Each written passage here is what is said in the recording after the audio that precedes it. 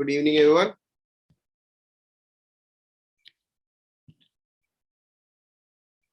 So do we have any doubt from the previous classes? No doubt? No? So we have completed polity. We have completed environment and ecology. We have completed economics. And substantially, we are left with the portion that is science and technology, right? Substantially. So today we'll be doing science and technology. Okay. And I'm making a very optimistic target. Not the complete science and technology, but at least half of it. Okay. Because we are not just to complete the syllabus, we have to understand also. Okay. On rest of your preparation, how is it going? Because now it is 15th, right? Only 20 days to go. Admit card has come for all. Very good. So those whose admit card is out of the city, they have made their arrangements to visit the exam center for everyone, or for everyone it is within the city only, right? Because these are the important things. And the students of crash course, their only geography is left. That will be done this week. Okay, Delhi, then it's fine. If it is in the within the city, then it's fine. I'll tell you what to do, because for outside the city, you need to make the arrangements. For within the city, I'll tell you. Now your priority. Let us have our priorities first. The first thing, you need to ensure you are not COVID positive. Okay. The most important priority that you have right now during the examinations, that you need to ensure, because any other thing will not stop you from leaving the house, but COVID can, right? You also need to ensure that no one in your family is also having the positive. And the moment someone is positive, the most important thing you need to do is move out of the house if it is less than 7 days for the exam. See, all these things are a part of our preparation. Understand, because you all are prepared really well, and all these things you must ensure while you are having the examination. Okay. Second thing, that you must not read anything new except the current affairs that we are doing. Do not read anything new on your own. Why? Because if you are reading anything new, you will start panicking. And at this moment, you will need anything but panic. Okay. There's a lot of things. And now do not give a new test also, because it is 20 days. One last test that you might want to give, you can give by 20th. But after that, do not give any test. Only revision. Right? This should be the key. Only revision. And the revision of whatever you have done. See, understand another thing. Syllabus for civil services will never end. Okay? It will never end. So do not think my syllabus is not complete, all these things. Just revise whatever you have done. Because you need to do the questions that you have already completed, not the questions that you have never seen. Are you getting my point? What you do from today onwards, the chances are very less that you might attempt in the paper. But what you have done till now, and you have revised twice or thrice, that only you can attempt. Is it clear? That is why I left only science and technology. Only science and technology, because whatever we do from science and technology, the chances of this coming in the paper will be very less. Right? Because either it may strike you, either it may not strike you. But even if we cover 1000 pages of science and technology, the chances are that 0 question may come from whatever we are doing, because it is not the part of the exact syllabus. Right? Basic sciences you have already covered. Okay? Right. So let us start with science and technology. And you all tell me whatever you have done. Okay? The things you have already done, the things you all know, you will tell me, so that it will save our time, because general science is already over.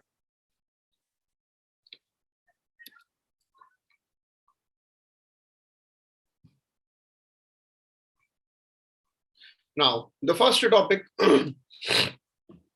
that DNA and RNA. Are you aware of this? In the basic sciences, you must have done what is DNA, what is RNA, right? This you must have covered. If you do not know, let me know.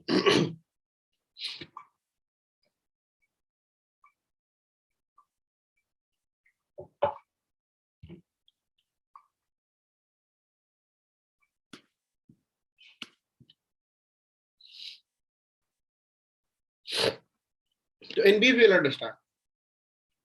DNA is deoxyribonucleic acid and RNA is ribonucleic acid. Okay. There are DNAs are of basically 4 types: thymine, adenine, cytosine, and guanine. And RNA are also 4 types: uracil, cytosine, adenine, and guanine. Okay. A and G are common. Now, the DNA is located in the nucleus of a cell. Okay.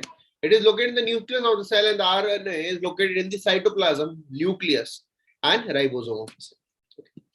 The DNA has 2 strands, that is 2 deoxyribose, and the ribosome or RNA have 1 strand. Now, the DNA is basically important for the transferring of genetic information. Okay. You must have read or you must have heard that whenever the person's identification is not clear, the DNA analysis is done, right? So that for that, the transmission of genetic information is done through the DNA. But the RNA, it is not only for the genetic information, it is also for the creation of the protein from the nucleus of the ribosome. Okay. Whereas the DNA, it only stores for long term. RNA, it helps for the creation of the protein, and DNA, it helps in the storing of that information. The DNA is double stranded, I've already told you, and the RNA is the single stranded. Understand, RNA is synthesized from DNA and it does not replicate itself. RNA does not replicate itself and it is synthesized from the DNA, and the DNA is self-replicating. Now they have pairing. Adenine and guanine, they do not pair with each other. Guanine and cytosine pairs, guanine and cytosine pair, adenine and thymine pair, and adenine and uracil pair. Okay, so these are the types. The only one of the pair that is different, one is that they have thymine in DNA and uracil in the RNA. Okay, this much detailing will not come in the paper because this is not an exam of biology. But basically the question will come, COVID-19 is RNA or DNA? RNA. That's it. That's it you need to know. Okay. Now, the report has been released, the artificial neural network market report. It was published. Okay. Now the question is artificial neural network, what it is, right? We do not need to know what is the report, what was there in the report. We need to know what is the artificial neural network. Okay. Now, you must have heard these names: deep learning, artificial neural network, machine learning, and artificial intelligence. Now, in this, tell me which is the most or which is the deepest form, artificial intelligence or deep learning?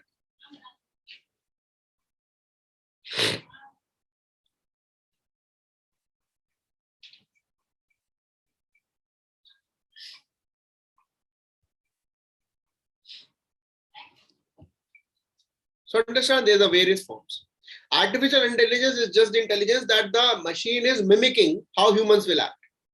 Okay, for example, if I am in my class, I'm saying, am I audible? This is what I'm saying in every class in the beginning. So if you use artificial intelligence, or if I'm using artificial intelligence for bringing someone who will take class on my behalf, the first thing that person or that robot will say, am I audible to every one of you?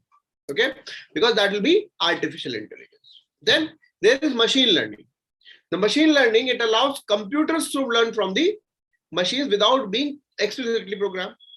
So artificial intelligence, if it is taken, if the use of science and technology taken to a next level, then it will be machine learning. That means in artificial intelligence, you are training a device to learn from the human actions.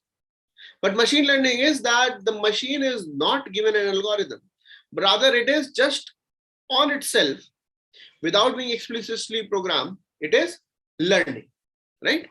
Then there is artificial neural network where they will act, they mimic the brain cells, where they will be acting the way our brain generally acts. So it will be an artificial form of neural network, and the deepest of this form is the deep learning, where they will be just replicating the human mind. Okay, so the report is there that is talking about having an artificial neural network. So the question may come that artificial neural network, it is same as deep learning? No, the artificial neural network is not as deep as deep learning, because if you say that a brain is like the layers of an onion, are you aware about this? The human mind is like an onion. Okay, so, and that is why some people, they say the moment you open a human mind, what it gives, it generally stinks. Okay, a human mind, when you start using it, okay, you say छी कैसी बातें करते हैं, right? The moment you find someone who have just started using their brain, right, started using their brain, you just say छी, such a sick person, your words stink, right? But yet you quote, na beta, toxic. Then you go into the deep layers of that person, then the person will say, wow, enlightened, right? That is not deep learning. So if you are limiting yourself to 3 layers of the brain, then you are having artificial neural network. If you are going beyond these layers, then that is really the deep learning. Okay, understood? For rest all things will be important from the mains point of view. Only the advantage that you will have more capability, you can reduce the accidents, all these things that you have understood as the artificial intelligence, right? The question only be framed, what is artificial neural network? So 3 layers and beyond, deep learning, 3 layers and less, artificial neural network. Are we clear? AI and machine learning, they have their simple task, that AI is mimicking a human and machine learning is learning the way that machine is behaving. Okay, so it will allow computers to learn from these examples. That's how the machine is functioning, right? Very good. Now synthetic biology, Department of Science and Technology ने एक 4 side paper release किया synthetic biology. तो बेटा question आया था synthetic biology होती क्या है ना? क्वेश्चन साइंस एंड टेक्नोलॉजी से यही आते हैं बेसिक, व्हाट इट इज. तो what is synthetic biology? What is synthetic biology?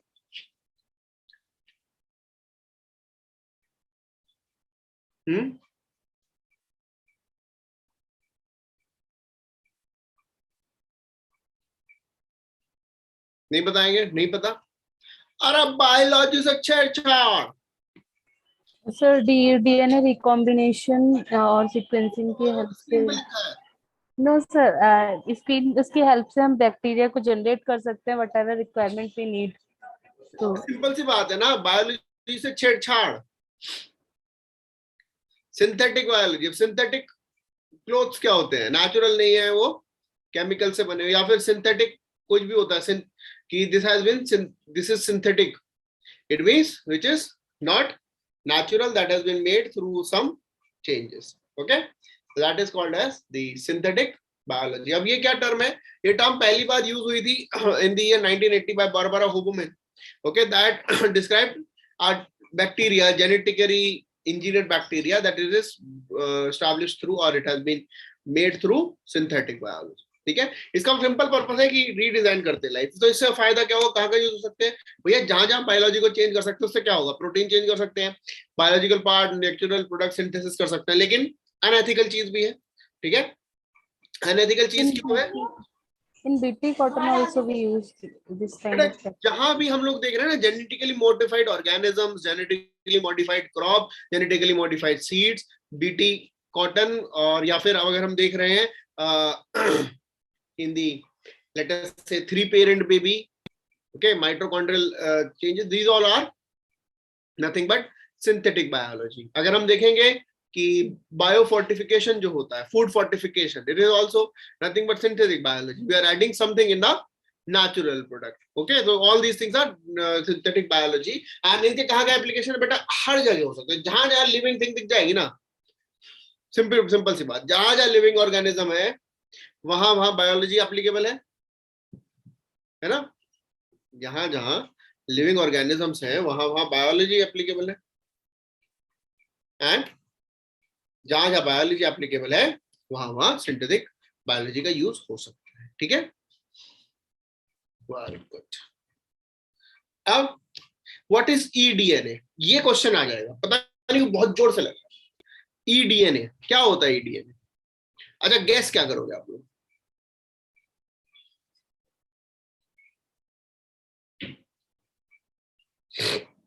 क्या करोगे गैस आप लोग? सर ई है तो समथिंग डिजिटल रिलेटेड कुछ हो सकता है, ऐसा गेस कर रही हूँ सर. हाँ बेटा, डिजिटल रिलेटेड ना, ये हम गेस करेंगे. अभी तक हमने ये पढ़ा जहां भी ई लगा दो मतलब computer. Environmental DNA kind of. हाँ देखिए, ईडीएनए क्या है? अब जो हमारे साइंटिस्ट हैं उन्होंने आइडेंटिफाई किया है कि बायोडाइवर्सिटी कंजर्वेशन कर सकते हैं हम लोग बाय रीडिंग द ईडीएनए. ईडीएनए होता है एनवायरमेंटल डीएनए. जैसे for example, while I am speaking, the air is coming out from my mouth. It is coming by having a good trip inside my body. Something will come out, right? Something will come out that can identify that it is coming out from my body. So that is what is there in the environment. For sometimes either it is through the air that I'm exhaling. Sometimes some people, for example, some people, their hair, पिक्चरों में देखा है कि नहीं देखा? किसी का DNA लेना, पता लगाना, तो उसके बाल निकालते फिर कहते हैं बाल मिल गए, हम पता लगा लेंगे, है ना? ऐसे करते हैं. तो through the hair, through any other thing that is there in the environment, not only necessarily in the blood, that is the environment DNA. So the researchers have identified that through this we can have the biodiversity conservation, because naturally it is there in the air or in the environment for 7 to 21 days, so it can have the benefits. Now the exposure to the UV radiation, acidity, heat and other things, they degrade the eDNA. So the best is that you capture it and you identify the conservation efforts. ठीक है, तो eDNA बहुत बढ़िया एक नया concept है that may come in the exam. और हम लोग अगर नहीं पढ़ा होगा तो उसको सही नहीं कर सकते थे. मतलब गैस भी बहुत दूर है वहां तक पहुंचना, है ना? तो eDNA समझ गए? Very good. जीनो ट्रांसप्लांटेशन, बेटा बस कंसेप्ट समझ. जीनो ट्रांसप्लांटेशन क्या होता है पता है आपको? जीनो ट्रांसप्लांटेशन, जीनोफोबिया समझते हैं? जीनोफोबिया, फियर ऑफ फॉरेनर, है ना? जीनो मतलब फॉरेनर, फॉरेन. सो जीनो ट्रांसप्लांटेशन मतलब फॉरेन का कुछ चीज आपकी बॉडी में लगा दी ट्रांसप्लांट करके. So the transplantation of a pig's heart in the human body was the first time such a surgery was done, right? So the pig heart transplantation into the human body had been done through xeno transplantation. तो इसीलिए xeno transplantation has been in use. Okay, समझ गए? चलिए यहाँ पे समझ गए. चलिए अब वैक्सीन, एक और नई वैक्सीन है जिसको फंडिंग गवर्नमेंट ने एडिशनल गवर्नमेंट फंडिंग प्रोवाइड करने की बात की. That is the HGC019, HGCO19. ठीक है, it will be a RNA vaccine candidate. It will be developed by Pune based biotechnology company Gennova biopharmaceutical limited. Okay, तो क्वेश्चन आ सकता है कितने टाइप की वैक्सीन होती है, क्या होता है? लाइव वैक्सीन होती है बेटा, वही वायरस फेंक देते हैं बॉडी में. ठीक है, वही वायरस फेंक देते हैं जिससे क्या होगा कि नेचुरली बॉडी को एंटीबॉडी मिल जाएगी. ठीक है, दूसरा तो इनएक्टिवेट कर देते हैं कि अगर वायरस फेंक दिया और वही वायरस एप्लीकेट हो गया तो, है ना, तो उसको इनएक्टिवेट कर देते हैं. तीसरा रिकॉम्बिनेंट या सब यूनिट फॉर्म होता है, यानी कि उसकी एक सब unit, only a part of that virus is put into the human body. Then toxoid, toxoid मतलब वो जर्म जिस टॉक्सिन का बना है उसको आपने यूज कर दिया. And then RNA means you are not sharing the virus, actually you are sharing the protein information कि कैसे कैसे वो वायरस बना था. उससे प्रोटीन इंफॉर्मेशन रहेगा तो immune system will recognise, okay ऐसी ऐसी चीज आ रही है तो हमें क्या करना है. That will be the RNA based vaccine. तो mRNA होते हैं मैसेंजर आरएनए, ठीक है, मैसेंजर आरएनए। ये क्या होता है, यूपीएससी में क्वेश्चन आ चुका था। तो messengers RNA are the RNA which carry the information, okay, which carry the information, and these are actually providing the process of the copying of the genetic code, that is called transcription, okay। ये transcription करते हैं, कॉपिंग of the genetic code, and जब ये copy हो जाता है फिर the copies will be transferred to the body that will then copy and produce the proteins, ठीक है। तो मैसेंजर आरएनए क्या करते हैं, कॉपी करते हैं, उसको आगे भेज देते हैं, क्लियर। क्योंकि यूपीएससी में क्वेश्चन आ चुका है कि इसको ट्रांसलेशन बोलेंगे, क्या बोलेंगे, तो इसको बोलते हैं बेटा ट्रांसक्रिप्शन, ओके। और ट्रांसलेशन क्या होता है, जो प्रोटीन बिल्डिंग प्रोसेस होता है through the tRNA, the protein building process through the tRNA, transfer RNA, that is called as translation. That had been a UPSC question. Are we clear? Yes or no? Very good.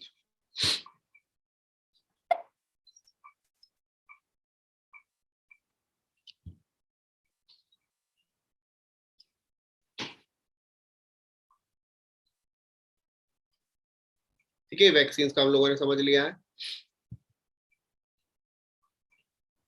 Now, the plant-based vaccine are also being tested. कि lettuce जो एक plant है, latus plant को, that can be converted into RNA vaccine factory, so that अभी हम जो virus के through ही vaccine develop करते हैं, we can develop it through plants also, right. So that is under the development stage. तो वही again messenger RNA के बारे में बताया हुआ है कि क्या होता है।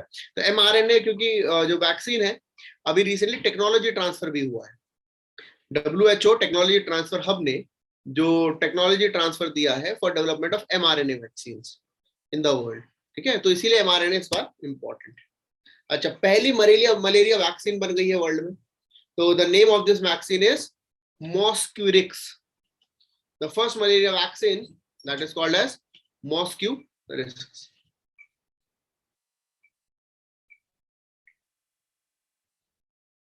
Now it is an injectable vaccine, ये बहुत ध्यान से पढ़ना है। It is an injectable vaccine।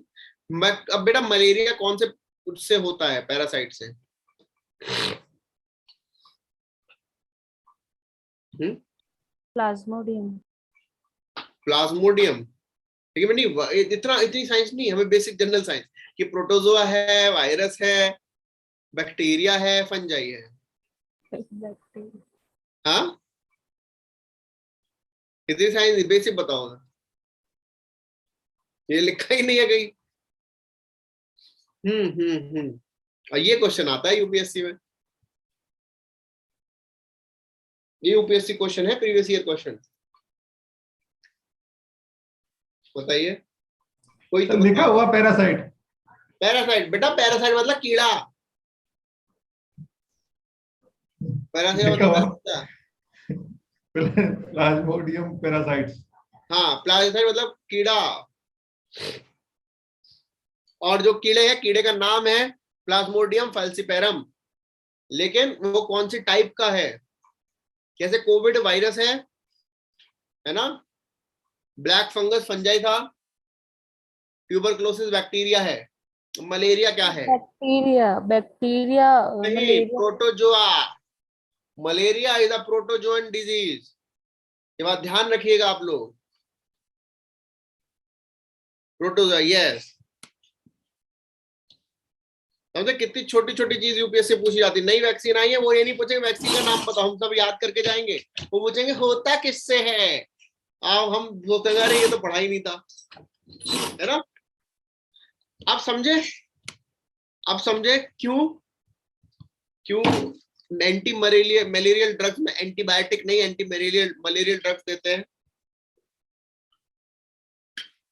क्योंकि इट इज थ्रू प्रोटोजोआ।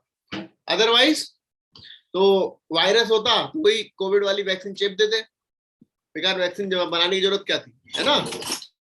तो the first vaccine is called as Mosquirix, injectable होती है and it carries the parasite falciparum, ठीक है। ये most prevalent strain of malaria है, जैसे कोविड का है ना ओमिक्रॉन, डेल्टा, XE, ऐसे ही जो है आपके मलेरिया का होता है फेल्सीपेरम। क्लियर? नाउ दे जो वैक्सीन है that will B basically introduce in 3 countries, क्योंकि बहुत सारी कंट्रीज में तो malaria is very easily preventable, but in the African countries still it is causing lives. Okay, so it is being introduced in the part of the Ghana, Kenya and Malawi. तो question आ सकता है किस reason में ये applicable होगी, तो घाना, Kenya and Malawi. दिक्कत कहाँ है? मलेरिया की दिक्कत है किन किन एरिया में? जहाँ पे मच्छर है ना। श्रीलंका में बहुत मच्छर है, श्रीलंका में बहुत मलेरिया की दिक्कत थी। श्रीलंका वालों ने मलेरिया को कंट्रोल कर लिया। क्या करा? मलेरिया की ताकत ले ली टू रिप्रोड्यूस। कर लो, अब क्या करोगे? मलेरिया को स्टेराइल, सॉरी मॉस्किटोज को स्टेराइल बना दिया था। ठीक है, ऐसी फिश है, कुछ फिश स्पीशी होती है जिसको आप पानी में छोड़ दो मच्छर खा जाती है। नाम उनका भी बता देते हैं।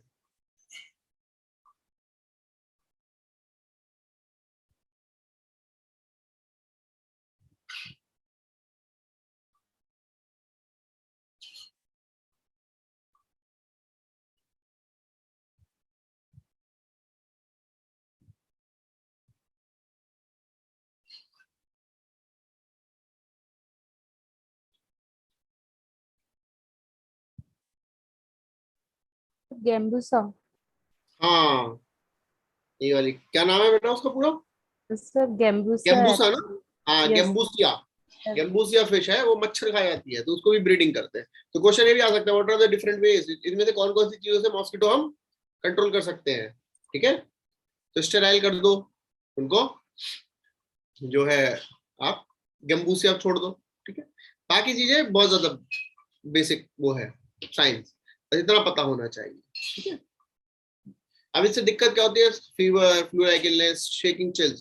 सबसे ज्यादा बड़ा सिम्टम होता है ना मलेरिया का। डॉक्टर बोलते ठंड तो नहीं लग रही, कांप तो नहीं रहे होते, शेकिंग, चिल्स। बाकी तो आप सब कर ही लोगे। ये नोट करना कहीं पर तो कर लीजिए और ना आगे बढ़ते हैं। Very good.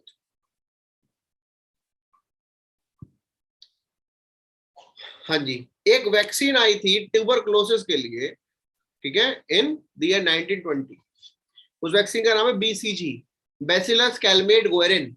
Okay, bacillus Calmette-Guerin, this is a vaccine of against TB. अब क्वेश्चन ये नहीं आएगा BCG, क्वेश्चन आएगा BCG पहली बार कब इन्वेंट हुई थी? 1921। क्वेश्चन आएगा इंडिया में कब इंक्लूड हुई थी? तो it was introduced in India in 1948 and became a part of National TB Control Program in 1962. Right now BCG जो है टीबी को कंट्रोल करते हैं। तो क्वेश्चन बेटा टीबी से आता है, टीबी कौन सी उससे होता है? ऑर्गेनिज्म से। TB bacteria, this mycobacterium tuberculosis. ठीक है, अच्छा, TB affects only lungs, true और फॉल्स?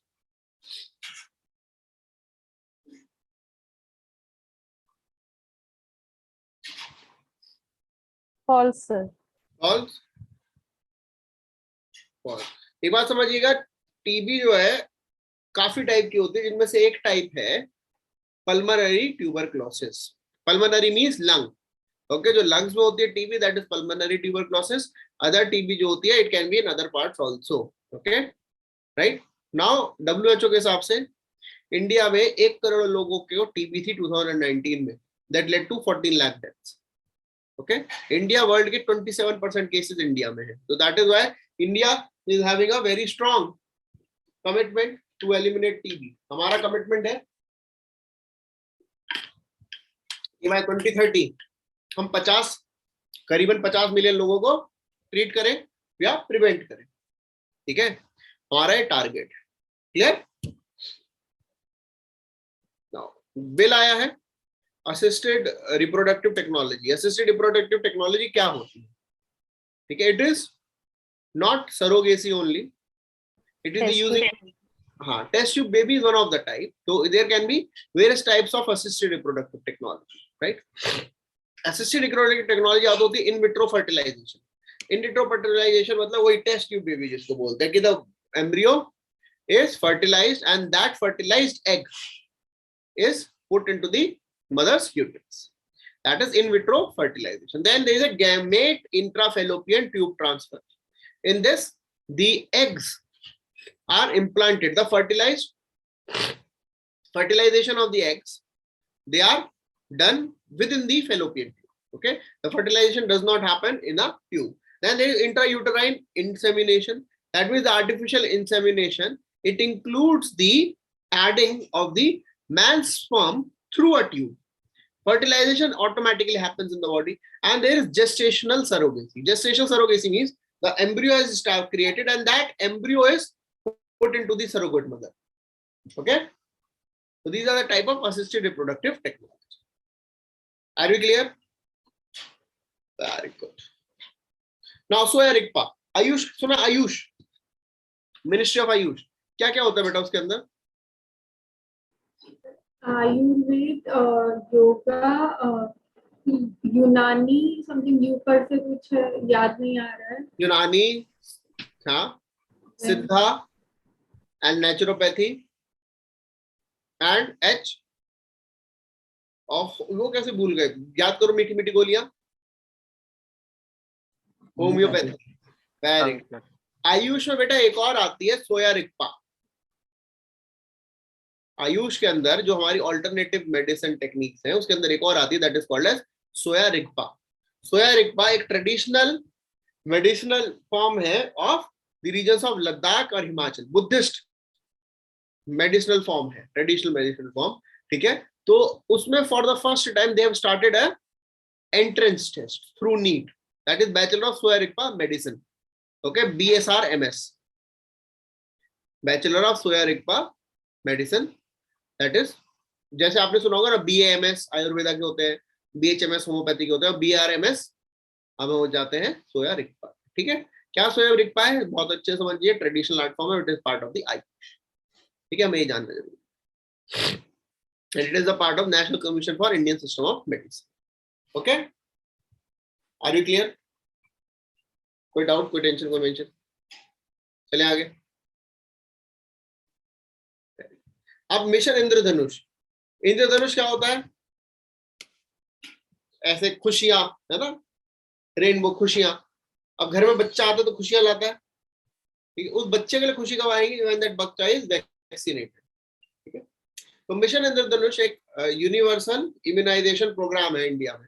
ठीक है, it is a part of the universal immunisation programme जहां पर बच्चों को and pregnant women they are immunised. Initially 7 vaccination थी, इसलिए इसको मिशन इंद्रधनुष बोला जाता था. अब बढ़ गई. तो इसके अंदर बेटा क्या है, पहले याद करिए DPT, diphtheria, polio and tetanus. Diphtheria, polio and tetanus. Whooping cough. ठीक है, वूपिंग कफ है जिसमें आवाज के साथ जो कफ आता है. ठीक है, होता है आवाज बहुत आती है कभी कभी कफ करने में, जिसको लोग बोलते हैं कुत्ता खांसी, है ना, कहते हैं ना लोग, अरे ये वाली बीमारी हो गई है. That is whooping cough. Then TB, measles and hepatitis B. These are in there. अब आपको बहुत अच्छे से समझना है. Diphtheria is bacterian, whooping cough is bacterian, tetanus is bacterian, tuberculosis is bacterian. Okay, polio is a viral disease, measles is viral, hepatitis B is viral. Okay, ये bacterial और viral आपको पता होना चाहिए. ठीक है, वेरी गुड. अब इसके आगे जो ऐड हुई है ये नोट करना आपको कहीं पर. आगे जो ऐड हुई है इसमें ऐड हुई है जापानीज इंसेफेलाइटिस.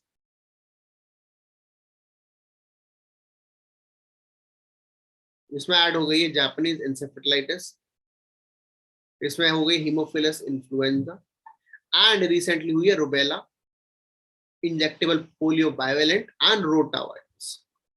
ओके, तो टोटल इसमें हो गई अब 10. 8th is Japanese encephalitis, Haemophilus influenza is 9 and rotavirus is 10. Okay बच्चों, बात ध्यान रखिएगा, इसके लिए कोई अलग से पैसा नहीं है. It is a part of the routine immunisation programme. Mission Indradhanush के लिए अलग से कोई पैसा नहीं है. Are you clear? Very good. कोई दिक्कत, कोई टेंशन? आगे बढ़ते हैं।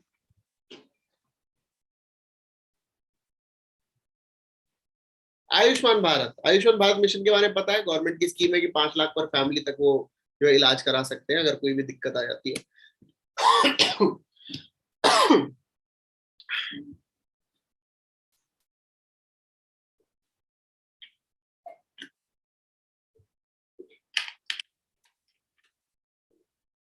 आरोग्य सेतु ऐप के बारे में आप लोगों ने सुना होगा, ठीक है? तो गवर्नमेंट ने क्या किया है, दोनों को इंटीग्रेट कर दिया है कि अब आयुष्मान भारत डिजिटल मिशन आप आरोग्य सेतु ऐप के थ्रू भी यूज कर सकते हैं, ठीक है? क्योंकि आरोग्य सेतु एक ऐप एक ऐसी चीज हो गई है इंडिया में that almost everyone is using it, right? Almost everyone is using it. Why? Because of the reasons you all know, right? So अब क्या है, through that app you can have your unique 14 digit Ayushman Bharat health account number so that you can have the access of your all details. अब जो आयुष्मान भारत जो है number, उसमें क्या क्या मिलेगा आपको? तो आपको क्या मिलेगा, एक हेल्थ आईडी मिलता है जो हर सिटीजन का होगा, जहां पर आपने कहां से क्या इलाज कराया, कौन सी मेडिसिन प्रिस्क्राइब थी, आपने क्या रिपोर्ट आई थी, उस रिपोर्ट में क्या था, उसके बाद फॉलो अप रिपोर्ट में क्या चाहिए, सब कुछ आपकी उस हेल्थ आईडी से आप एक्सेस कर सकते हैं, ठीक है? जैसे हमारा रहता है ना, आधार एक आईडी है जिससे हम अपने सारे लिंक कर सकते हैं, या पैन कार्ड से हम सारे बैंक अकाउंट एक जगह लिंक देख सकते हैं, right? Similar is the health ID. Now it will also have a health care professional registry and it will also have a healthcare facility registry. Health professional registry मतलब कौन कौन health care provide करता है, कितने doctors, nurses, क्योंकि मान लीजिए doctor तो अवेलेबल है, आपको चाहिए कोई care taker, medically qualified care taker, तो वो भी ढूंढना बहुत मुश्किल हो जाता है, ठीक है? तो आपको उसकी भी जरूरत है। आपको चाहिए प्रोफेशनल डॉक्टर्स, ठीक है, फॉर द पर्टिकुलर डिजीज, तो वो ढूंढने के लिए अब फिर आप बोलेंगे तो गूगल पे कर लेंगे हम, है ना, कि अरे ढूंढने की जरूरत, गूगल कर लो, है ना? लेकिन बेटा प्राइवेट कंपनी पे कितना डिपेंड हो सकते हो? अभी तो बहुत सिंपल लगता है कि अरे क्या जरूरत है, गूगल कर लेंगे, है ना? ऐसी बहुत सारी चीजें हैं, ऐसे बहुत हो गया, बहुत सारे लोग नंबर, फोन में नंबर सेव नहीं करते, अरे ट्रू कॉलर है ना, हो गया है ना, नया ट्रेंड आ गया है, आप लोग नंबर नहीं सेव करते कि ट्रू कॉलर में देख के कॉल कर लेते हैं ना। लेकिन प्राइवेट कंपनी में आप कितना डिपेंडेंट हो जाओगे, तो इसीलिए एक ना रजिस्ट्री बनेगी, एक हेल्थ केयर फैसिलिटी रजिस्ट्री बनेगी, ठीक है? दैट विल प्रोवाइड बोथ, ये allopathic and traditional medicine both facilities provide करेंगे। Then there will also be Ayushman Bharat digital mission sandbox. Sandbox means जो है it will be acting as a platform जहां पर आप प्राइवेट प्लेयर को इंक्लूड कर सकते हो, इकोसिस्टम को स्ट्रॉन्ग कर सकते हो, एफिशिएंसी बढ़ाने के लिए काम कर सकते हो। It will be acting like a research and development lab digitally, okay? Then there will be a national health authority जो इस मिशन को ओवरसी करती है, ठीक है? Ayushman Bharat mission is overseen by the national health authority, okay? फायदा क्या होगा, क्या फायदा हो रहा है भाई? वन सिंगल विंडो बन गई, इससे अच्छी चीज क्या है? So ease, accessibility, it is the advantage. Clear? चले आगे।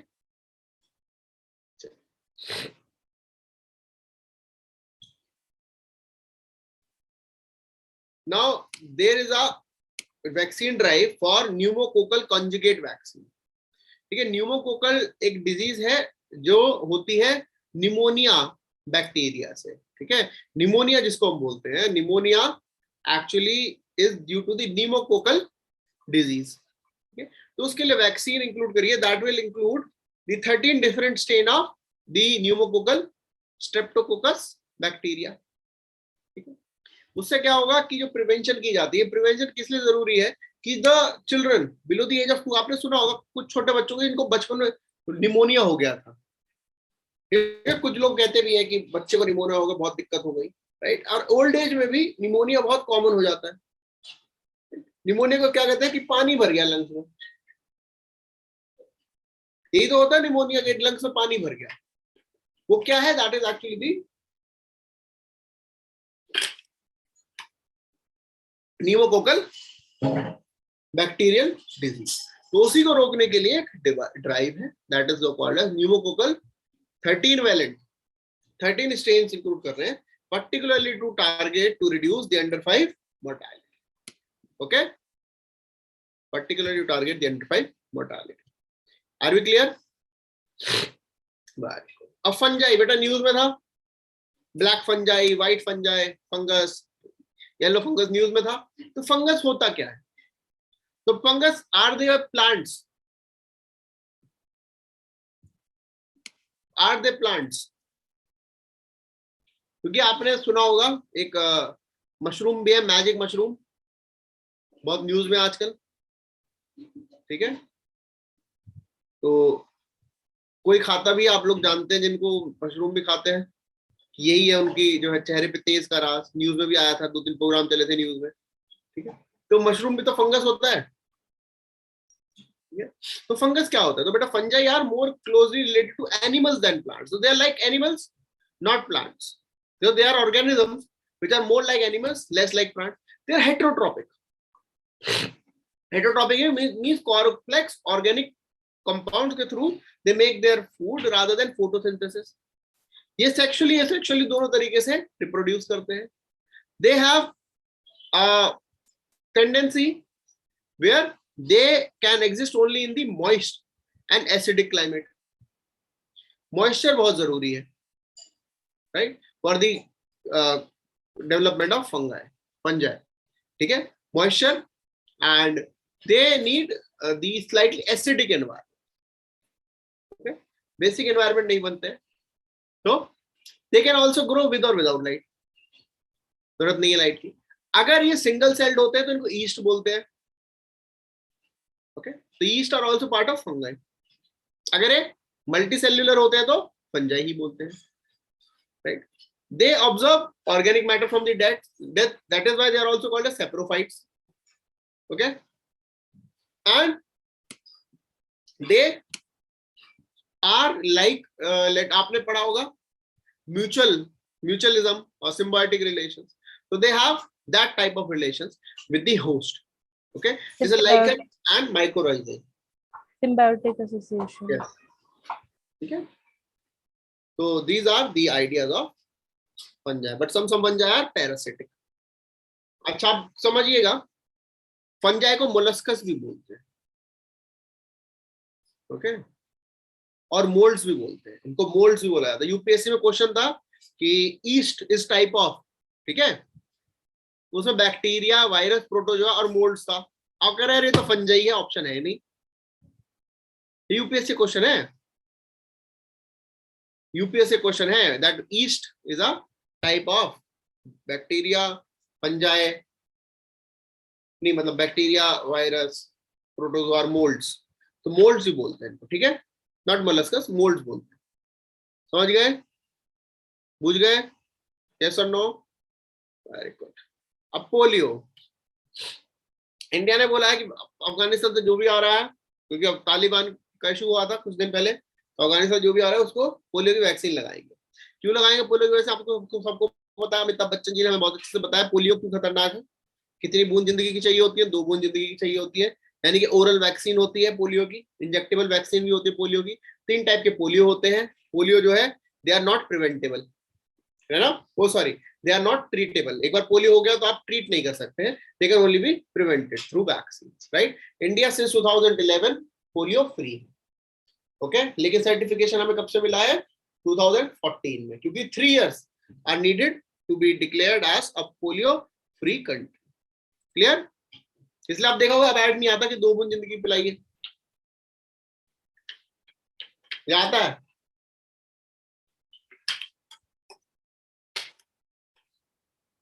बेटा अब तो यूनिवर्सल इम्यूनाइजेशन प्रोग्राम में है ही ना,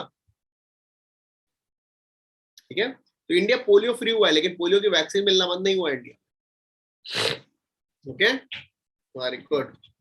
चलिए आगे. अब जीका वायरस केरला के तिरुवनंतपुरम में पाया गया है. जीका वायरस क्या है? पहली बात वायरस है, ये तो जीका के बाद लिखा हुआ virus, Zika virus. It is a flavivirus which was mosquito borne and first found in Uganda and monkeys. ठीक है, it is the from the family of Aedes इजिप्टी। Aedes इजिप्टी सुना है, कहाँ और सुना होगा? जो चिकनगुनिया, डेंगू और येलो फीवर फैलाता है, तो एक ही परिवार के हैं, ठीक है? Zika, dengue, Aedes aegypti and yellow fever, ठीक है? नाउ ये जो है, it is generally transmitted from mother to fetus, ठीक है? आप लोगों ने बहुत सारा सुना होगा, ब्राजील में बहुत सारा न्यूज में था जीका वायरस, ठीक है? एक टाइम पे तो ब्राजील में प्रेग्नेंट होना बैन कर दिया था for some time, because that was creating so much of problem. तो माइल्ड सिम्टम्स होते हैं, जीका वायरस का incubation time 30 to 14 days and symptoms 2 to 7 days से रहते हैं, ओके? एंड कोई मेडिसिन और वैक्सीन नहीं है जीका वायरस के लिए, ठीक है? और एक और ऐसी वायरस है इबोला वायरस। ये कहाँ मिला? ये मिला जो है नॉर्दर्न कीवू में, ओके? सो कॉन्गो में वायरस फाउंड हुआ। It is also dangerous. New PSC में क्वेश्चन भी आ चुका है, कहाँ कहाँ था इबोला, ठीक है? Ebola is not of Aedes aegypti, it is of the family of Filoviridae, okay? It is the family of Filoviridae, it is not the family of Aedes aegypti. Transmission कैसे होता है? एनिमल्स के through हो जाता है, ठीक है? Human to human transmission भी होता है, right? And it is basically through the fruit bats and even it can be through the sexual contact. अब ये जो वायरस है, इसमें 50% डेथ के चांसेस होते हैं, लेकिन it has lead to 90% death also. इसका सबसे बढ़िया सोल्यूशन क्या है? रिहाइड्रेशन एंड सिम्प्टोमेटिक ट्रीटमेंट, ठीक है? कोई ट्रीटमेंट अभी तक लाइसेंस नहीं हुआ है, बस लोग ट्राई मारते हैं कि क्या ट्रीटमेंट करवा सकते हैं। This is about the Ebola virus, है ना? इबोला बहुत डेंजरस है, क्यों? 90% फर्टिलिटी रेट है, right?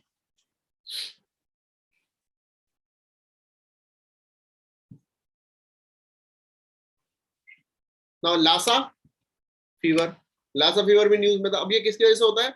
It is cause due to the Lassa virus, ठीक है? लासा कहाँ है? नाइजीरिया में जगह है, but the cases are recently और found in UK because this people tell to travel to Africa. अब ये क्या है? डेथ रेट बहुत लो है, 1% है, but the death rate for the pregnant women is very high. अब जो केसेस है, they are asymptomatic majorly. Transmission कैसे हो सकता है? Through the household items, that is contaminated food with urine और फीकस ऑफ रैट, ओके? तो rat के थ्रू ये ट्रांसमिट होता है। It can also through the sick persons contact. Person to person transmission is more common in health care setting, ठीक है? Mild symptoms होते हैं, fatigue, weakness, headache. Severe symptoms हो जाते हैं, ब्लीडिंग हो जाती है, difficulty in breathing. Death can also lead to due to the multi organ failure. याद आपको कुछ नहीं रहे, बस याद रख क्या रहेगा? लासा फीवर वायरस है, ठीक है? याद यही रखना है, याद भी यही रखना है कि वायरल है कि बैक्टीरिया है। क्वेश्चन ये आएगा Ebola is the same as the Egypt aegypti, नहीं, इट इज फ्लेविडी वायरस, ठीक है? बस याद रखिएगा, एक परिवार है, फैमिली ट्री है, ठीक है? वायरस है, सबकी जमीनें बंटनी है, ठीक है? तो एक घर में 4 बच्चे, Zika, dengue, yellow fever, chikungunya, ये एक घर में बटेंगे। फ्लेविडी वायरस आपका हो गया ये इबोला वाला। कोविड हो गया, उसके साथ उसके चाचा ताऊ का लड़का कौन है? सार्स। ये कोविड सार्स, क्योंकि सार्स CoV-2 है ना, तो सीवियर एक्यूट रेस्पिरेटरी सिंड्रोम वो और कोविड दोनों एक साथ है, ठीक है? तो ऐसे आपको याद रखना, एक ही फैमिली के नहीं है। अब एडिटिव मैन्युफैक्चरिंग के लिए इंडिया ने एक स्ट्रेटेजी बनाई है। इसके लिए कुछ दिमाग ना लगा के बस ये बताओ, एडिटिव मैन्युफैक्चरिंग पता है क्या होता है? पता है कि नहीं पता? पता है कि नहीं पता है? पता है? 3D प्रिंटिंग सुना है? बस उसे एडिटिव मैन्युफैक्चरिंग करते हैं। देखिए, जनरली अगर हमें ये पेन मैन्युफैक्चर करना है, ठीक है, तो हम क्या करेंगे? एक ब्लॉक लेंगे, उसे काटेंगे, ऐसे ले आएंगे शेप में, फिर धीरे धीरे इसको गोल करेंगे, फिर आपको दे देंगे। इसको क्या हुआ? सबट्रैक्टिव, जितना था उससे कम मिला, दैट इज सबट्रैक्टिव मैन्युफैक्चरिंग। लेकिन एडिटिव मैन्युफैक्चरिंग क्या है? इसको अलग बनाया, इसकी जो टिप है उसको अलग बनाया, इस वाले पार्ट को अलग बनाया, जो बटन उसको अलग बनाया, सबको एक साथ जोड़ दिया, that is additive manufacturing and this is done through the 3D printers. तो आप 3D प्रिंटिंग यूज करके इसको बना सकते हैं। अब इंडिया ने एक अपनी टेक्नोलॉजी जो है पॉलिसी निकाली है that is the national strategy for additive manufacturing policy. इसमें क्या है, they want to include 1 lakh new skilled workers. They want to develop 50 specific technology, 100 new startups and 500 new products under this technology. Okay, so that we in next 3 years we can add $1 billion to the GDP of India through additive manufacturing. ठीक है, तो question है 3D technology क्या होती है, समझ गए? Additive manufacturing मतलब 3D प्रिंटिंग। क्या बना सकते हो उससे? कुछ भी बना सकते हो, कुछ भी। ठीक है, दिल बना सकते हो, बना सकते हो, बंदूक बना सकते हो, बना सकते हो। हाँ, लिटरली डॉक्टर्स ने और meat no artificial meat also they are synthesizing by 3D printing. या मीट, Hmm. गेहूं या मीट, एम, मुंबई वाला एम। आर्टिफिशियल मीट क्या होता है? सोयाबीन। हाँ, kind of like chap and all that they are trying in research, additive they are doing. Manufacturing में हाँ, in research they are trying with the help of DNA recombinant and all everything they are using in that. अच्छा, चलिए बढ़िया बात है।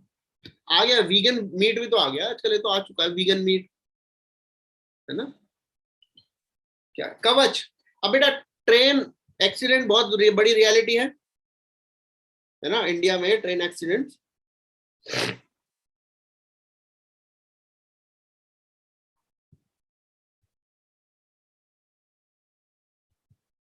Reality. अब उसको रोकने के लिए हम लोग क्या कर रहे हैं? तो गवर्नमेंट ने किस आइडिया इंट्रोड्यूस किया है, और एक इंडियन रेलवे ने इंट्रोड्यूस किया एक system that is called as Kavach. It is automatic train policing system. देखिए, यहां से ट्रेन आ रही है, यहां से ट्रेन आ रही है। अब अगर एक ही ट्रैक पे ट्रेन है तो दोनों का एक्सीडेंट कैसे रोका जा सकता है? सिंपल सी बात है, दोनों ब्रेक लगाए, या कोई एक ब्रेक लगाए तो भी बच जाएंगे? नहीं, दोनों ब्रेक लगाए। तो उसी में क्या किया है इन्होंने, यूजिंग दी टेक्नोलॉजी को बोलते हैं ट्रेन कोलिजन एडवांस सिस्टम। ठीक है, टेक्नोलॉजी को यूज करके क्या बोला है, अगर कोई भी 5 किलोमीटर के अंदर 2 ट्रेन सेम ट्रैक पे है तो दोनों के ऑटोमेटिकली ब्रेक लग जाएंगे। ठीक है, तो कवच ऑटोमेटिक ट्रेन प्रोटेक्शन सिस्टम क्या है कि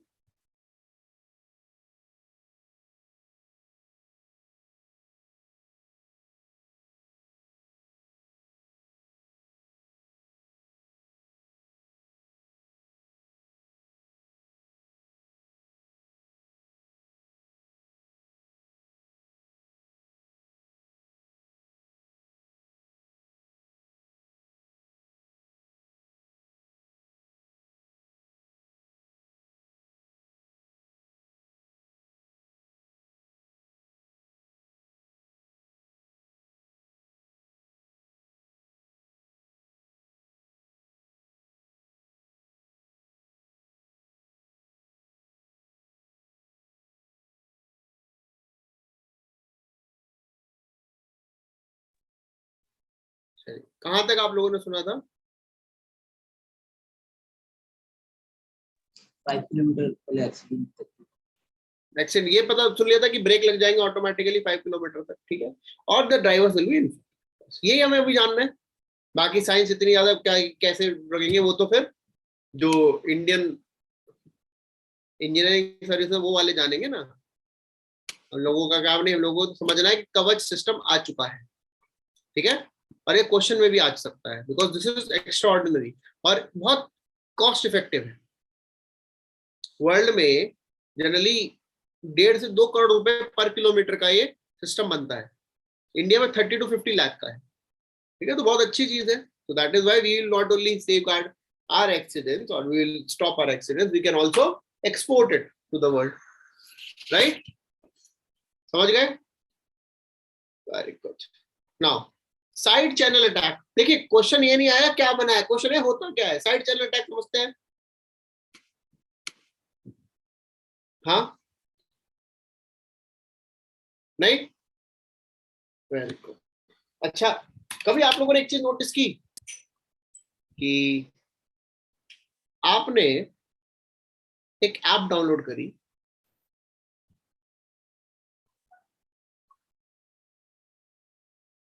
मसल सेंसर, ठीक है, तो आपने कोई एक ऐप डाउनलोड करी, ठीक है, या नया नया लेटेस्ट से आपने नया नया कोई बैंड खरीदा, स्मार्ट बैंड नहीं होते,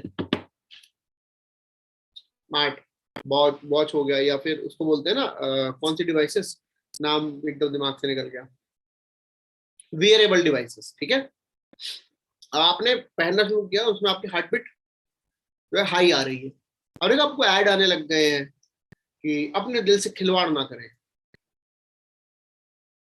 ऐसा नोटिस किया।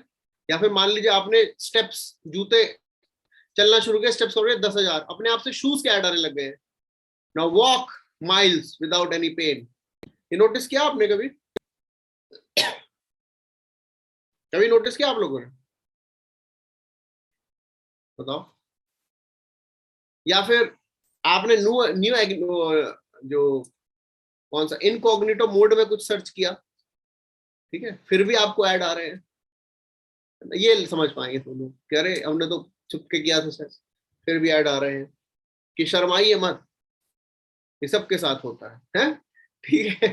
जब आपको लगता है तो दिस आर क्या एक्चुअली क्या है, आपकी जो डिवाइस है उसके ऊपर अटैक हो चुका है, हमें पता भी नहीं लगता, एंड दैट अटैक का साइड चैनल होता है, मतलब वो ऐसी चीज पर अटैक करते हैं जो हमें नोटिस भी नहीं करेंगे, फंक्शनिंग में कोई दिक्कत नहीं। फॉर एग्जाम्पल, आपने वियरेबल डिवाइस ली, वो आपके फोन से कनेक्टेड होती है, आपके फोन से आपकी हार्ट बीट, आपके फोन से आपकी डेली स्टेप्स, आपकी स्मार्ट वॉच से आपका ईसीजी एक्सट्रैक्ट हो गया। उससे क्या हो रहा है कि आपकी बॉडी में क्या क्या दिक्कत है वो आइडेंटिफाई करने की कोशिश कर सकते हैं, then they will be selling it to someone. These are the side channel. Don't you think it is also a violation of your privacy? The side channel attack, these are against, again, the type of attacks that we see in the system, and these attacks are to be stopped. And इसीलिए जो Indian researchers हैं उन्होंने chip बनाई, low energy chip, okay, low energy, क्योंकि मान लिया आपके side channel attack हुआ कि आपने फॉर एग्जांपल वो लगाया, लेट अस से आपने सेंसर्स लगाए कि जैसे आप घर में एंटर करोगे लाइट जल जाएगी, है ना, बढ़िया बात है, कोई दिक्कत वाली बातचीत नहीं है। और आपके साइड चैनल अटैक हुआ कि इस टाइम से इस टाइम तक घर में कोई नहीं रहता है, ये तो इन्फॉर्मेशन हुई कि कब तक लाइट, कब लाइट बंद है, यानी कि जो आजकल, क्योंकि इंजीनियर्स आजकल जो चोर वाले गैंग होते हैं वो भी इंजीनियर्स भी हायर करते हैं आजकल लोग, तो उन्हें पता है इस टाइम से इस टाइम कोई नहीं रहता घर में, पैटर्न तो डेंजर है ना। तो उसी को रोकने के लिए low energy chips have been introduced so that these steps can be reduced. Okay, समझ गए? कोई दिक्कत, कोई टेंशन? अब डे लाइट हार्वेस्टिंग, तो ministry of science and technology बोला ये वाला प्रोजेक्ट तो हम बहुत अच्छे से लेंगे, that the project is called as day light harvesting technology.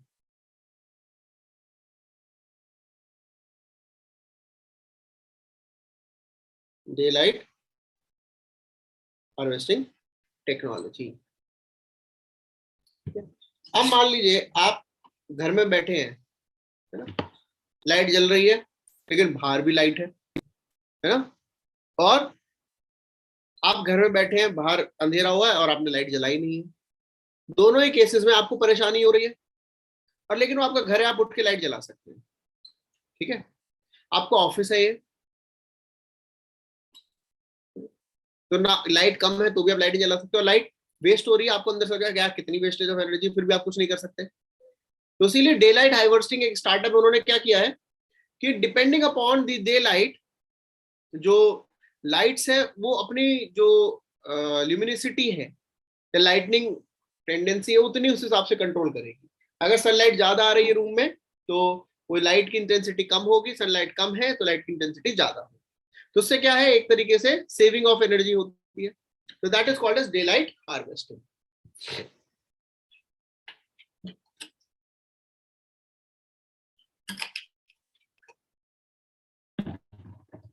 समझे?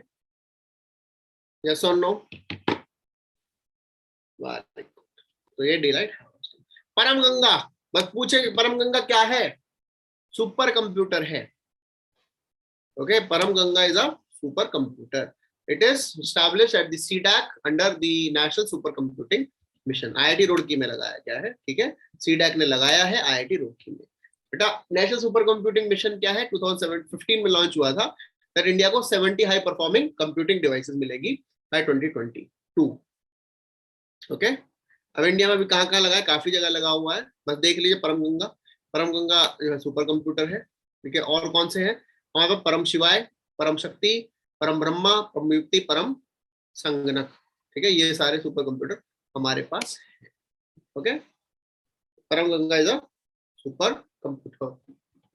देन वेरिएबल रिफ्रेश रेट्स क्या होता है, क्योंकि गूगल ने बोला है कि हम वो टेस्ट करेंगे वेरिएबल रिफ्रेश रेट्स। क्या होता है वेरिएबल रिफ्रेश रेट्स? आपकी जो स्क्रीन है, आप जब जैसे गोले वाला बटन है अपने आप रिफ्रेश करते हो, है ना? Very good. वीडियो गेम खेल रहे हो, वीडियो गेम में आपका एनिमी वहां था, अब आपके पास आ गया, आपको उसके मूवमेंट के चलते पता लगना चाहिए या जब वो पहुंच गया तब पता लगना चाहिए? मूवमेंट के साथ ना। और मूवमेंट क्या है, फ्रेम्स पर सेकंड में तो होता है। ये सब स्टिल पिक्चर्स हैं जिनको एक साथ चलाया हुआ है, जैसे बचपन में बुकलेट नहीं चलाते थे ऐसे, वो देखा तारे जब तुझे सब है पता है ना, वो है ना, माँ से माँ दूर जा रही होती है, उल्टा करता पास आती है, वो वाला। वही तो आपकी वीडियो में तो ऐसे ही चलती है। आप उसको जितनी तेज चलाओगे उतनी जल्दी आगे पीछे हो जाएंगे। तो वेरिएबल रिफ्रेश रेट्स गेमिंग में बहुत काम आएगा। आपकी जो वीडियो है बफरिंग की स्पीड बहुत अच्छी कर देगा। तो वही वो आइडेंटिफाई कर रहे हैं कि इतने सेकंड में जनरली 30 से 50 बार रिफ्रेश होता है, ओके, एक सेकंड में स्क्रीन। वो चाह रहे हैं कि इससे ज्यादा रहे, जिससे और स्मूदर आपको, और smoother you can get the picture and the gaming system, ठीक है। स्क्रीन टीयरिंग नहीं होगी, आपको वॉबलिंग इफेक्ट नहीं आएगा, and they all will live happily ever after. Okay, variable refresh rate. अब गवर्नमेंट ने क्या बोला है कि मशीन टू मशीन कम्युनिकेशन हम इंप्रूव करेंगे। इनोवेशन क्या, मशीन टू मशीन क्या है? मान लीजिए आपने अपने घर में एक फायर अलार्म लगाया हुआ है, ठीक है, एक मशीन है, उस फायर अलार्म की कनेक्टिविटी जो है किसी कॉल सेंटर से है, वहां भी एक मशीन है, तो उन दोनों के बीच में बेटर कम्युनिकेशन भी तो होना चाहिए। अगर फायर अलार्म मान लीजिए आपने लगा दिया, कॉल सेंटर है और फायर अलार्म हो गया खराब, तो कॉल सेंटर को कैसे पता लगेगा? क्योंकि रिसेंटली अगर आप देख रहे हैं दिल्ली में back to back within 4-5 days बहुत सारे फायर एक्सीडेंट्स हो चुके हैं।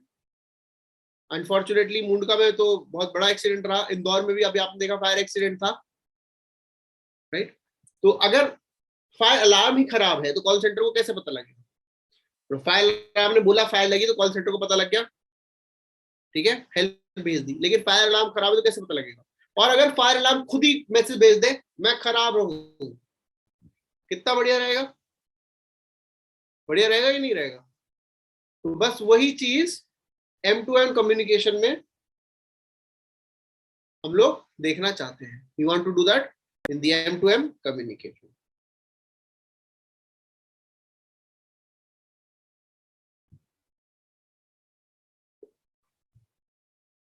We want to see that in the M2M communication. Are we clear? Yes or no? Very good. Government इसी पे काम करना चाहती है। ये स्टार्ट कहाँ से हुआ था? ये स्टार्ट हुआ था बच्चों कॉलर आईडी से, कि वहां से फोन आ रहा है, मेरे पास आ रहा है, तो फोन नहीं बता दे तुम कहाँ से आ रहे हो, और उसी टेक्नोलॉजी को यूज करके कॉलर आईडी बनाए। फोन नहीं बता दिया मैं कहाँ से आया हूँ, और नंबर आ जाता है। हमारे लिए कितना सिंपल है कि कहाँ से फोन आ रहा है। वरना एक जमाने में कोई हमारे पास ऐसी टेक्नोलॉजी थोड़ी होती थी, आवाज से पहचानते थे, पहचानो, और ऐसे मुंह पे रुमाल रख लेते थे तो आवाज भी चेंज हो जाती थी, है ना? सबने ट्राई किया होगा बचपन में एक बार जरूर, सबने किया होगा। हेलो, ठीक है, रुमाल रख के, हाँ मैं उसकी दूसरे जेंडर का नाम रख के, हाँ मैं वो बोल रहा हूँ या वो बोल रही हूँ, उनको फोन दे दो। फिर उन्होंने बोला अरे तुम शर्म नहीं, पागल है, कोई पकड़ लेता तो, है ना? सबने किया है ये, सबने किया है अपने जमाने में। तो वही चीज M2M communication. Are we clear? चले आगे। Satellite broadband services. अब बेटा अगर हमें इंटरनेट यूज करना है तो हम क्या करेंगे? जियो चलाएंगे, जियो दंदनादन, है ना, या ब्रॉडबैंड लगाएंगे। ब्रॉडबैंड हमारे लिए तो राउटर लग गया, राउटर में पीछे से कहां से आ रहा है इंटरनेट, ठीक है, कोई कनेक्शन होगा, ठीक है, जिसको बोलते हैं कि भैया आपने कभी एक नोटिस किया होगा, सबके पास मान लो बढ़िया इंटरनेट है, आपकी गली मोहल्ले में नहीं है, कह रहे केबल नहीं पड़ी हुई है अभी। ये किसी ने दर्द महसूस किया है कि सब जगह नहीं, आपके यहाँ भी केबल्स नहीं आई हैं, तो ऑप्टिकल फाइबर केबल्स के थ्रू आता है नेट, राइट। लेकिन ऑप्टिकल फाइबर केबल, साइंस ने तरक्की कर ली ऑप्टिकल फाइबर केबल के थ्रू, क्यों? तो बोला अब सैटेलाइट ब्रॉडबैंड सर्विसेज यूज की जाएंगी। तो उसी का जियो का वेंचर है, ओके, जॉइंट वेंचर है to provide satellite broadband services, जिसमें आपने अपने घर में जैसे डीटीएच नहीं होता, राउटर लगाया, एंटीना लगाया, सैटेलाइट से सीधा मजे लिए। लेकिन बस एक लिमिटेशन रहेगी इसकी, सबसे बड़ी लिमिटेशन, कभी नोटिस किया बारिश, थोड़ी सी भी बारिश आ रही है सबसे पहले डीटीएच चलना बंद होता है। नहीं वो खैर, वो तो सबसे पहले लाइट जाती है फिर डीटीएच चलना बंद होता है। थोड़ा सा भी बादलों में घुड़ भी किया है ना, तो इंटरनेट के साथ भी ये दिक्कत आ जाएगी, समझे? तो यही सैटेलाइट ब्रॉडबैंड सर्विसेज है, जियो बना रहा है with Luxembourg based satellite link connectivity company. यही चीज एलन मस्क की कंपनी भी कर रही है, ठीक है, उसको बोलते हैं स्टारलिंक वन वेब, ठीक है, स्टारलिंक वन वेब वो कर रही है Elon Musk and Bharti group, okay. ये generally GEO that is first is middle earth orbit and geo strategy earth orbit, geostationary earth orbit, GEO and MEO में रहते हैं ना। एंड जो आपकी एलन मस्क की स्टारलिंक है, it will be in the LEO, low earth orbit, okay, समझ गए? Very good. अब क्वांटम की डिस्ट्रीब्यूशन टेक्नोलॉजी, बेटा क्वांटम मैकेनिक्स समझते हैं, क्वांटम नंबर समझते हैं, 4 क्वांटम नंबर्स होते हैं। क्या आप लोगों को मेरी आवाज आ रही है, आप लोग सुन पा रहे हैं?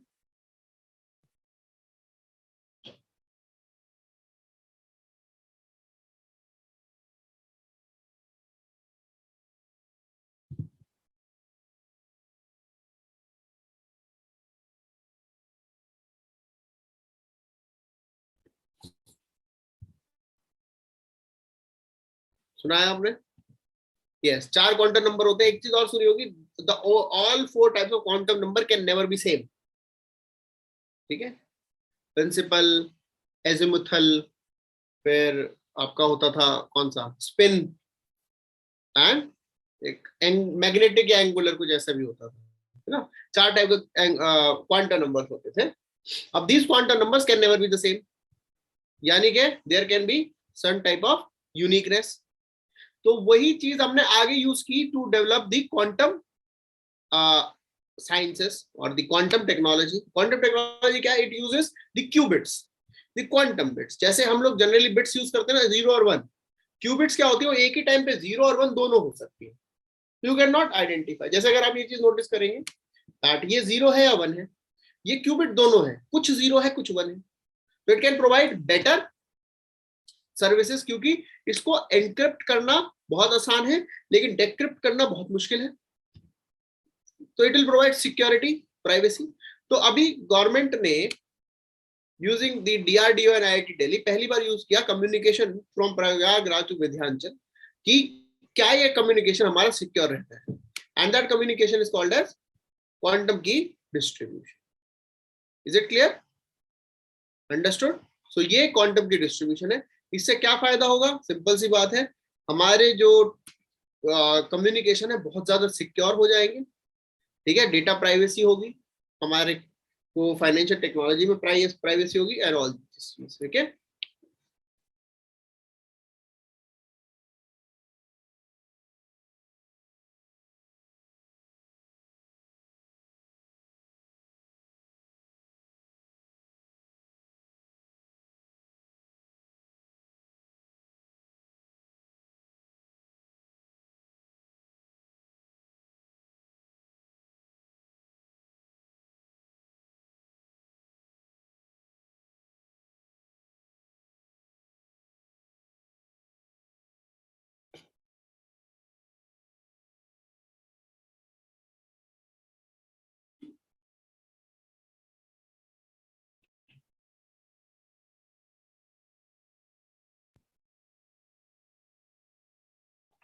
ठीक है, यहां तक समझ में आ गया। इंडिया का ये इनिशिएटिव भी है कि 3000 करोड़ इन्वेस्ट करेंगे in the national mission of quantum technology. India का मिशन है इंटरडिसिप्लिनरी साइबर फिजिकल सिस्टम। क्योंकि आप समझिए ना, मान लीजिए हमने इंटरनेट ऑफ थिंग्स यूज किया, ठीक है, हमने क्या किया, स्मार्ट मीटर्स यूज किए। स्मार्ट मीटर में जो हमने किया उसकी स्मार्टनेस ही चली गई, फिर क्या करोगे अगर रास्ते में, क्योंकि अगर हम स्मार्ट बन रहे हैं, हम लोग स्मार्ट बन रहे हैं, तो हैकर्स या जो साइबर क्रिमिनल्स है वो भी तो स्मार्ट बन रहे हैं। आपने लगाया स्मार्ट मीटर और स्मार्ट मीटर रास्ते में हैक हो गए, है ना, तो दिक्कत हो जाएगी। लोड आपने स्मार्ट मीटर की यूसेज के हिसाब से किया। अब आपने देखेंगे लोड बहुत ज्यादा ट्रिप हो रहा है आजकल। ट्रिपिंग अभी रिसेंट न्यूज में था कि दिल्ली में लोड बहुत ज्यादा बढ़ गया, आज तक इतना नहीं बढ़ा इतने टाइम में, एंड ट्रिपिंग भी बढ़ गई। क्यों? क्योंकि लोड तो स्मार्ट मीटरिंग के हिसाब से है कि कितने जो है रिक्वायरमेंट उतना लोड हम शेयर करें, लेकिन रास्ते में चोरी कितनी हो रही किसी को नहीं पता। तो क्वांटम की जो है वो यही चीज बताएगी, डिस्ट्रीब्यूशन की इस चीज को चेंज नहीं कर सकते। It will be useful for so many thing, particularly for the cyber physical system. Cyber physical system क्या है? कंप्यूटर से फिजिकल एनवायरनमेंट कनेक्टेड है, कि आपने घर में एंटर किया, अपने आप लाइट जल गई, ठीक है, आपको फिजिकली आपको लगा कि ठंड लग रही है, तो ऑटोमेटिकली आपकी बॉडी का टेम्परेचर रीड करके एसी हल्का हो गया, है ना। फिर आपको देखा कि भैया बाहर का टेम्परेचर कम है, तो पानी अपने आप गर्म हो गया, बाहर का टेम्परेचर ज्यादा है तो पानी अपने आप ठंडा हो गया। तो all these things will be the part of cyber physical system. और बेटा ये यूपीएससी में क्वेश्चन आया है, पता है क्या क्वेश्चन आया? मैं सुबह सुबह उठा, मेरे अलार्म ने उठाया कि बाहर सनराइज हो गया है, फिर मैं वॉशरूम में गया, वहां शीशे पर जो है टेम्परेचर बाहर का लिखा दिखा, और मेरी आज कितने जो मेरे काम है वो दिख गए, फिर मुझे जो है टू डी लिस्ट दिख गई, ये सब चीजें दिखी। फिर मैं जब फ्रिज में गया तो फ्रिज में मुझे एज पर माई टुडेज कैलोरी इनटेक मुझे खाना अपने आप बाहर निकाल दिया। फिर मैं घर से बाहर गया तो मेरा अपने आप घर लॉक हो गया। फिर मैं गाड़ी में गया तो मेरे पहुंचने से पहले गाड़ी जो है एसी ऑन था। तो ये सब क्या है? ये क्वेश्चन था, ये सब क्या है? This is called as internet of things, ठीक है, it is called as internet of things. समझ गए? Very good. अब बेटा अभी रिसेंटली आपने देखा था कि कुछ women were harassed on a platform specially for because of their religion. तो वो एक जिटहब करके था सॉफ्टवेयर, ठीक है। तो GitHub is an open source platform. तो ओपन सोर्स प्लेटफॉर्म क्या है हमें पता होना चाहिए। What is an open source platform? तो बेटा सोर्स कोड होता है, जैसे फॉर एग्जांपल अभी हम लोग ये चीज यूज कर रहे हैं, ये यूज कर रहे हैं, तो इसका और तो किसी कंप्यूटर इंजीनियर को हो तो बताओ सोर्स कोड कैसे निकाल लेते हैं इसी जो हम यूज कर रहे हैं अभी।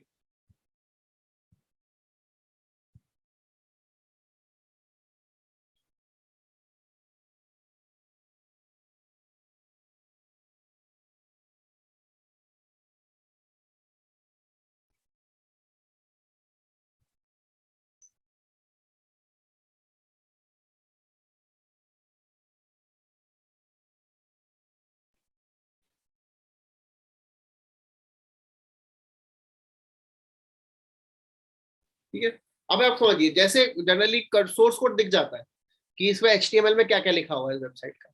कुछ होते हैं क्लोज सोर्स कि आप उसे देख सकते हो, चेंज नहीं कर सकते, और कुछ होते हैं ओपन सोर्स कोड जो उसका आप देख भी सकते हो, चेंज भी कर सकते हो।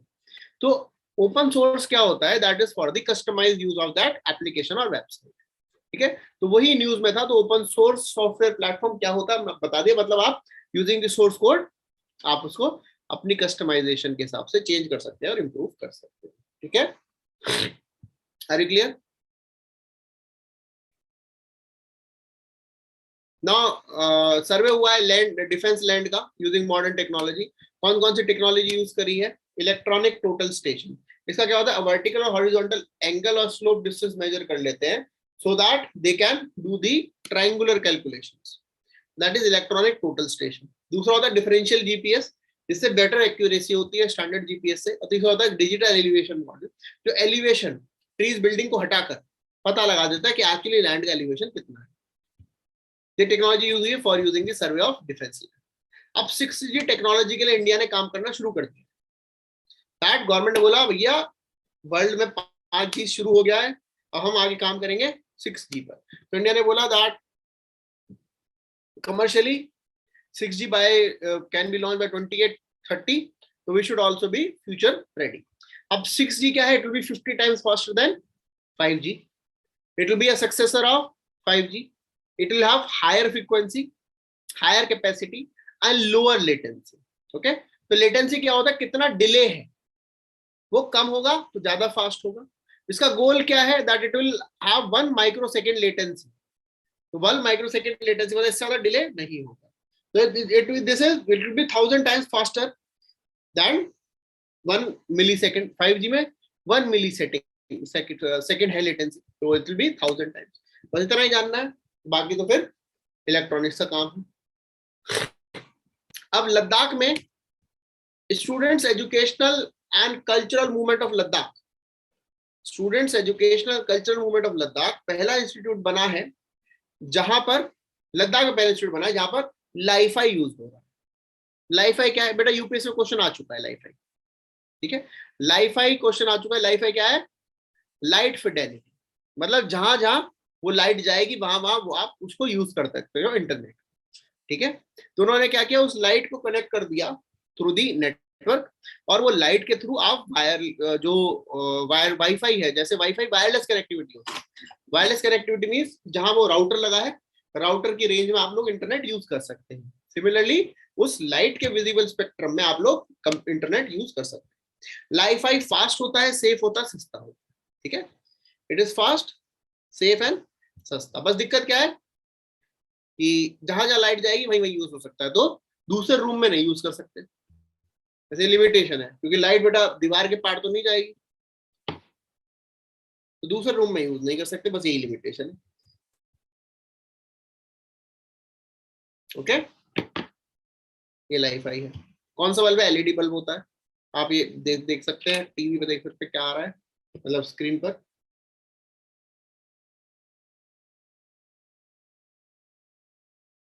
अच्छा, कम ऑप्शन कमांड यू, देखो हमें भेज दिया है रोहित ने सोर्स कोड दिखाने को।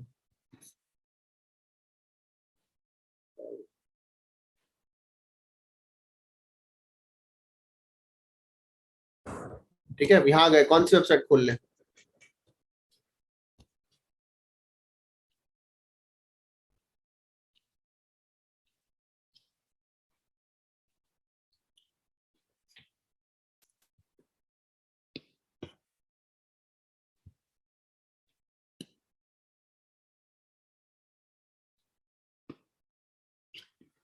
नहीं खुल रहा है, छोड़ो, आप लोग अपने अपने में देख लेना सोर्स कोड। अब आगे बढ़ चुके हैं, ठीक है।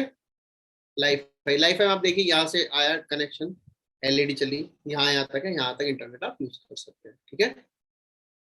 लेकिन सेंसर कैमरा चाहिए। आप जैसे राउटर होता है ना, राउटर मतलब मोबाइल फोन में वाईफाई वो, या आपके लैपटॉप में वाईफाई एनेबल्ड होना चाहिए, ऐसी लाईफाई के लिए the device should be enabled, ठीक है। आजकल पता नहीं, हमारा तो फोन पुराना है, नए फोन में अब लाईफाई के लिए भी सिस्टम आने लग गए होंगे। नॉन फंजिबल टोकन, क्या आप जानते हैं क्या होता है? सुना है? यस, नो, नहीं? ये मोनालिसा की पेंटिंग, ठीक है, मोनालिसा की पेंटिंग ओरिजिनल कौन सी, कैसे पता लगे?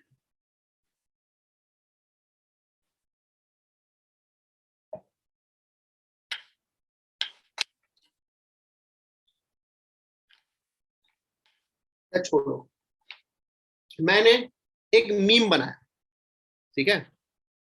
अरे और छोड़ो, चलो ये तो प्रैक्टिकली बताते हैं। एक गाना आया था कच्चा बादाम, है ना, कच्चा बादाम गाना तो पता है किसने गाया, ठीक है। उसपे जो डांस सबने शुरू किया, वो डांस किसने स्टार्ट किया था सबसे पहले? सब लोग एक ही स्टेप कर रहे थे ना, सब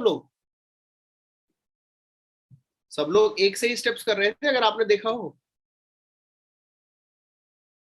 है ना। कहां से स्टार्ट हुई, कैसे पता लगा? या फिर दूसरा, चलिए ट्वीट, आजकल कुछ ट्वीट्स बहुत फेमस होते हैं, अच्छा, वो ट्वीट किसने किया? क्योंकि कॉपी पेस्ट मार के कोई भी लगा सकता है, वो ट्वीट किसने किया कैसे पता लगाओगे?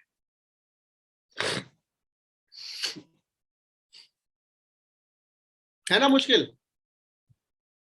लेकिन don't you think that is an intellectual property? अगर कोई एक ट्वीट लोग करोड़ों अरबों लोग यूज कर रहे हैं, don't you think that is an intellectual property that should be given certain benefits? मान लीजिए आपने कोई वर्ड बोला कि छोटी बच्ची हो क्या, ठीक है, आपने बोला, आए उसको टीवी में, एड्स में, सब जगह आ रहा है। लेकिन जिसने पहली बार बोला, नॉट दी टाइगर श्रॉफ जो उन्होंने मूवी में बोला था, जो आजकल जो जिसने दूसरी आवाज में बोला, don't you think that person should be given certain royalty?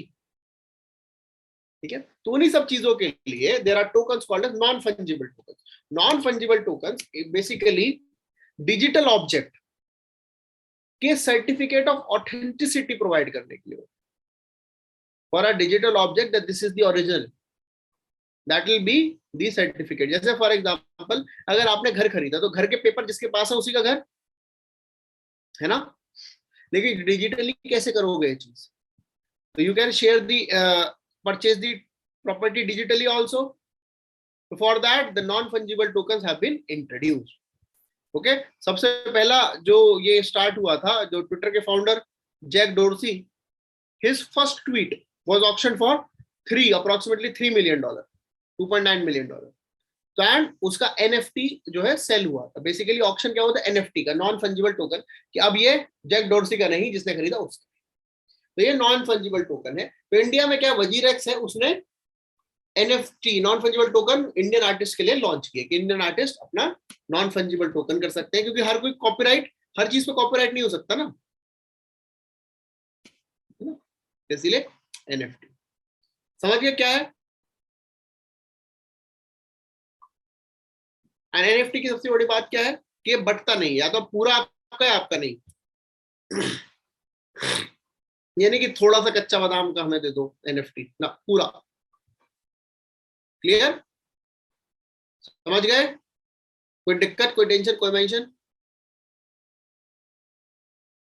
Good example crypto kitty. Crypto kitty बेटा गेम है जहां पे आप किटीज को रेस करते हैं without actually purchasing a cat. ठीक है, उसी को करते हैं, बेचते हैं, ग्रूम करते हैं, पूरा पंजे वंजे भी मार देते हैं उस पे स्क्रीन पे ही। ठीक है, तो पूरी फील मिलती है और आप अपनी किटी को बेच भी सकते हैं, वो बहुत महंगी महंगी बिकती है। अब ये नॉन फंजिबल है। फंजिबल क्यों बोला जाए इसको? डॉलर, बिटकॉइन, इथेरियम, क्योंकि इसको डिवाइड कर सकते हो आप, है ना। एक बिटकॉइन खरीदना है किसी की क्षमता, हम तो नहीं खरीद सकते एक बिटकॉइन। ठीक है, क्या कॉस्ट है एक बिटकॉइन?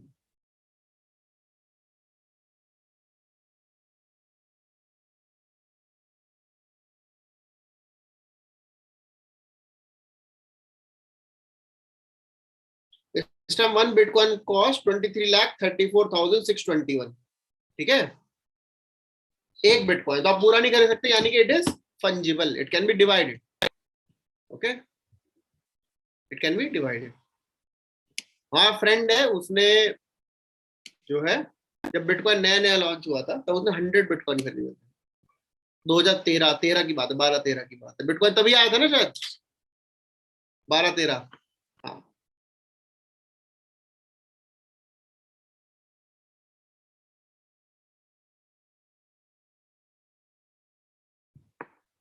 दो 2009 में आया था, उसने 12-13 में खरीदे थे। लेकिन कहानी यहाँ खत्म नहीं हुई। उसने खरीदे थे शायद $100 या $150 के। तो उसने अपनी रिकवरी करने के लिए $150 के बिटकॉइन बेच दिए थे। ठीक है, और सिर्फ 2-3 ही बिटकॉइन रखे अपने पास। तो जो बात ये हाँ है, तो अगर आपको अमीर नहीं बनना है ना, मतलब बहुत ज्यादा अमीर नहीं बनना है, तो भगवान बनने नहीं दे। मतलब ये मत समझिए कि आप में कुछ कमी, मेहनत में कुछ कमी है। तो it's not only about being at right time and right place. ठीक है, हार्ड लगनी बेटा, उसके तो पैसे तो वसूल हो गए। ठीक है, $150 तो मिल ही गए, है ना। दुख दर्द पीड़ सब इसी में था। नहीं, अभी भी बेटा 2-3 बिटकॉइन तो है शायद उसके पास। चलिए, तो वो होता है सब कुछ, कुछ ना कुछ सही टाइम पे कुछ लोग निकल गए, कुछ लोग नहीं निकले तो वो भी फंस गए। एक टाइम पे बिटकॉइन बहुत 30 लाख से ऊपर था, अभी तो 30 लाख से ऊपर भी था बीच में। चलिए अब निक्सी। निक्सीज अच्छा कितना हैवी हो चुका है आपके लिए, कितनी क्षमता है आपके लिए, सवाल ये है।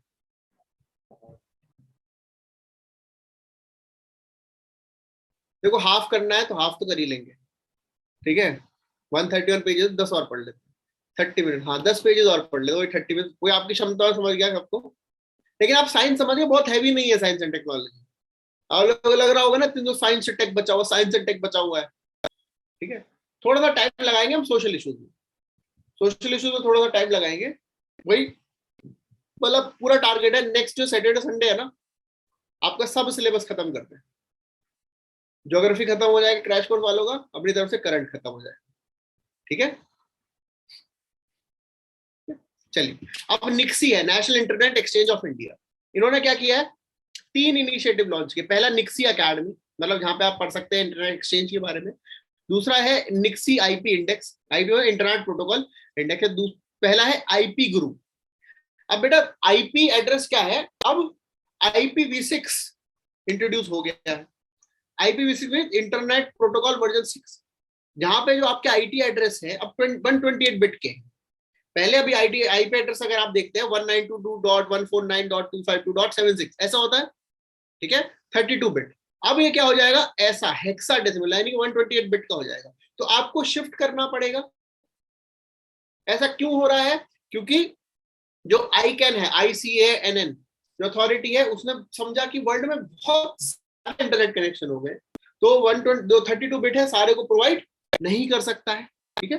तो इसको बढ़ाने के लिए हमें और बिगर यूनिक, क्योंकि आईपी एड्रेस तो यूनिक होता है, यूनिक आईपी एड्रेस प्रोवाइड करने पड़ेंगे। तो इसलिए IPv6 पे शिफ्ट करना है।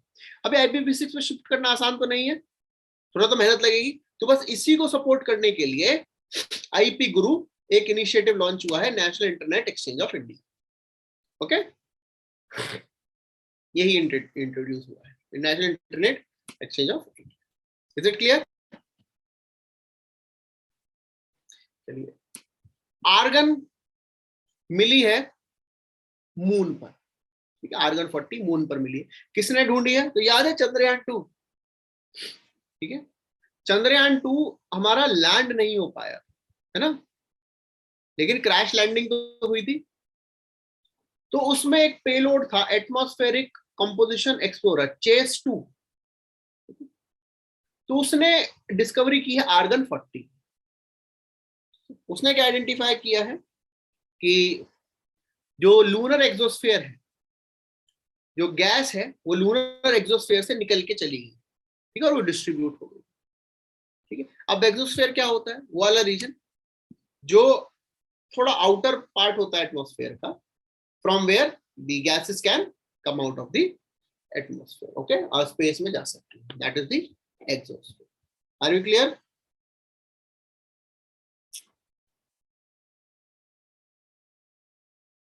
समझ गए? इससे ज्यादा नहीं, बस ये पता लग रहा है कौन सी गैस मिली, किसने ढूंढी, ओके, कौन सी गैस मिली और किसने ढूंढी, समझ गए? कोई और डाउट, कोई टेंशन, कोई? सोलर जेट, इंडियन साइंटिस्ट ने पता लगाया है कि सोलर जेट क्या होते हैं, कैसे होते हैं, और जो है उनके पीछे रीजन क्या है। तो बेटा कभी स्पीकर के ऊपर कुछ डाल के देखा है? देखना मत, बस बता रहे हैं। स्पीकर के ऊपर पेंट डाल के देखोगे तो पेंट जो है ऐसे उछलता है, ठीक है, जैसे जैसे बेस बढ़ता है तो पेंट उछलता है। ऐसे समझिए कि यही सोलर आपके जेट्स हैं। सन से एनर्जी निकलती है, ठीक है, सन से प्लाज्मा निकलता है, बेसिकली जो पेंट है it will act like the plasma. आपके 4 स्टेट्स ऑफ मैटर हो गए, solid, liquid, gas and plasma, okay. Fourth है plasma is considered to be a state. वो जो प्लाज्मा है it is at very high temperature, and वो जब escape कर रहा होता है तो it can escape out of the sun's gravity, और जब वो सन्स ग्रेविटी से एस्केप हो जाता है तो that will be acting as a solar jet, okay, that will be acting as a solar jet. समझे? समझ गए? यस और नो? तो ये सोलर जेट है। अब एक्सो मार्स मिशन है बेटा, एक मार्स है तो यूरोपियन स्पेस एजेंसी मार्स पे लाइफ और पानी ढूंढने के लिए भेजने वाला है। वो 2020 में भेजना था लेकिन अभी नहीं भेज रहा है क्योंकि it was in collaboration with Russia, और रशिया से आपको पता ही है सबकी दोस्ती टूट गई, हमने कर दी है दोस्ती तोड़ दी, क्यों सबको पता है, बिकॉज ऑफ द क्राइसिस। तो because of this that they have postpone this mission ExoMars 2020। Clear? Very good. Now NASA का एक program Artemis 1, Artemis 2, Artemis 3। Artemis क्या है? एक तो पहली बार नासा का प्रोग्राम है मून पे जो है ह्यूमंस भेजने के। आर्टेमिस नाम क्यों रखा? कि अपोलो जो ग्रीक गॉड है उनकी ट्विन सिस्टर का नाम था आर्टेमिस। ठीक है, वहां पे अभी आर्टेमिस 1, 2, 3 भेजेंगे। पहले आर्टेमिस भेजेंगे, it will be for exploration. ठीक है, it will be for the exploration. Second will be the test flight to explore कि ह्यूमंस जा सकते हैं कि नहीं जा सकते। And Artemis 3 will be for sending humans, men and women both. Okay, for both the genders they will be sending men and women, and that will be launched in 2023. No, sorry, 2024. So Artemis is a mission of NASA for moon human mission. Okay, समझ गए? Very good. Programme है और कौन कौन वाले? Canadian space, European space, ये सब है, Japan space. In basically it is a mission of NASA.